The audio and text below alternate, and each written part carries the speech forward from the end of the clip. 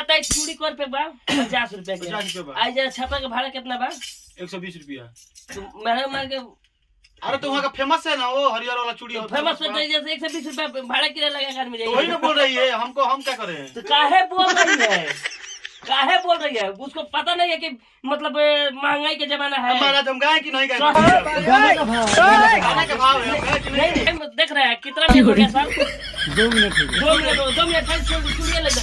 अंदर का में 20 का देखिए चूड़िया ले जा तो बाद फिर अंतर में काम करा मतलब 20 सेकंड में पूरा गाना फाइनल। अच्छा देख सुनिए। नमस्कार, प्रणाम, हर हर महादेव। हम बने आप सबके छोट भाई गीतकार चंदन राज और आज हम फिर से बानी मधुरंजन रिकॉर्डिंग स्टूडियो सरसर बाजार में। और आप सबसे बता दी कि होली के गाना के तैयारी चल रहा बा और अंदर केबिन में हारमोनियम के आवाज़ आवता और आप सबके लेके चलते नहीं केबिन में और देखा तनी केबिन में का चलत हवे। आप सब बन रही ब्लॉग में।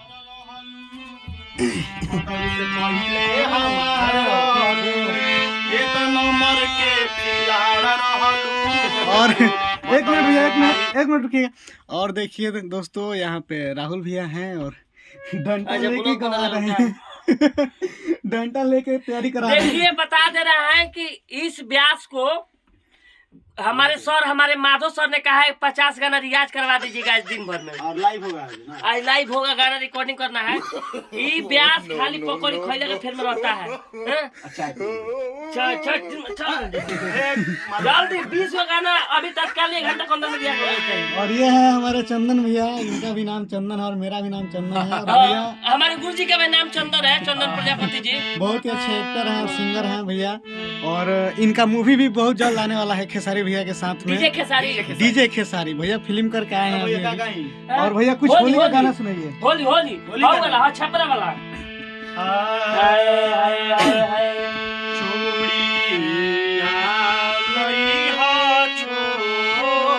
असली गाना नहीं। अरे असली ना, पहले पूरा सुनी ना। असली ना बता दे, ब्लॉग बनता है। तो डंडा के वजह से गवाओ कि हमारे घोरे पर आ दे मारा। गाई चूड़िया लई हो छो ए सैया पातर बहिया। बहुत बढ़िया। चूड़िया लई हो छो ए सैया पातर बहिया। चूड़िया लई हो छोट चूड़िया हो। चूड़िया लई हो छोट चूड़िया लई हो दो ए सैया। देख रहे हैं माता में बोल रही है। आप बहुत गाना रखा है। ये बताइए इतने गाना में कौरी आगे बाग चूड़िया लइया छोट, चूड़िया लइया छोट। अरे हमारे तो होली का गाना है तैसे ही ना गाएंगे, तो गा रहे हैं ना, अंतरा गा रहे हैं। मतलब पब्लिक बोर हो रही है। टाइम देख रहे हैं कितना मिनट हो गया सर? 2 मिनट हो गया। 2 मिनट खाली चूड़िया लइया। अंदर इसमें 20 का देखिए चूड़िया लइया छोट के बाद फिर अंतरा में का अंतरा मतलब 30 सेकंड में पूरा गाना फाइनल। अच्छा देख सुनिए। छपारा बजरिया के हरिहर चूड़िया।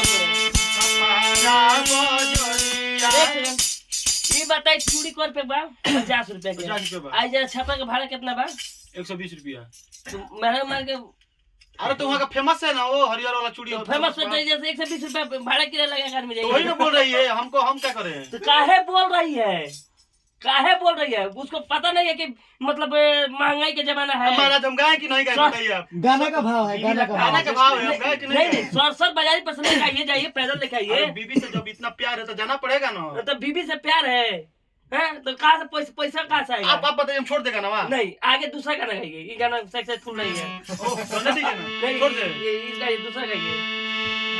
गोरिया अरे कोई के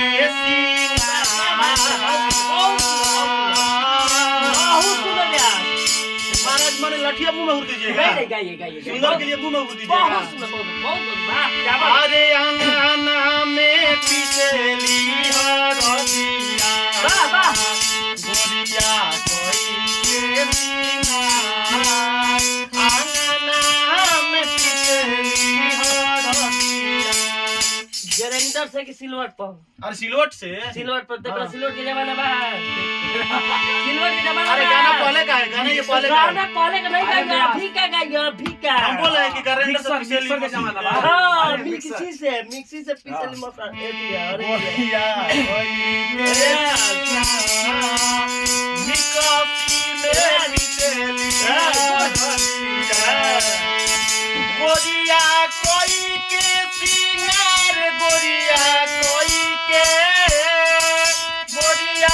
कोई के सिंगार गोरिया कोई के सिंगार निकासी में पिसेली हरदिया गोरिया कोई के सिंगार निकासी में पिसेली हरदिया राघव बा, गैस पाउच की व्यवस्था कर देले वाला।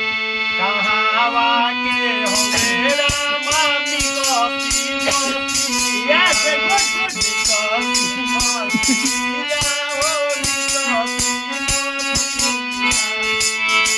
आहे कहावा के हरदी पुरान हो होली हो बस, शाबाश, शाबाश, शाबाश। होली हो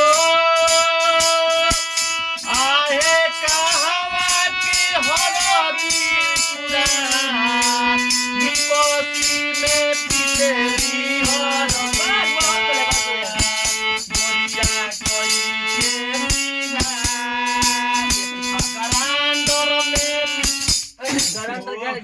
ग्राइंडर से पिसल मसाला है। गरांडोर से काटे गोरिया कोई के सिंगार आंगना में पिसेली हरदी रउआ सबके बता दी कि अगर रउआ भी सीखे के चाहत नहीं गाना बजाना एक तरीके से, और हमारे साहब से भेंट करी राहुल और भैया से। ऐसा गाना रउआ सब सुनल चाहते हैं तो मनोरंजन फिल्म पर जाई, सर्च मारी या चंदन और जितना चंदन राज गीतकार। जितना चंदन राज गीतकार एगो पेज बाटे ओइ पर सर्च मारी। अब मान सिंह के तो सर्चे मत मारब। अब भैया देखी लो जितना पारंपरिक गाना बस सब गाना के यहाँ चेंज करो यहाँ के वजह से देखी ई बताई सब कुछ चेंज हो गई। अच्छा आज लो वाला सुन ले मैंने मिक्सी में पिसेली मशीन हरदिया बताई भुला गया मिक्सी में बताई महाराज सिलवट लोढ़ा के भैया बाद बहुत गजन भाई स्टूडियो में आए मिलो मोर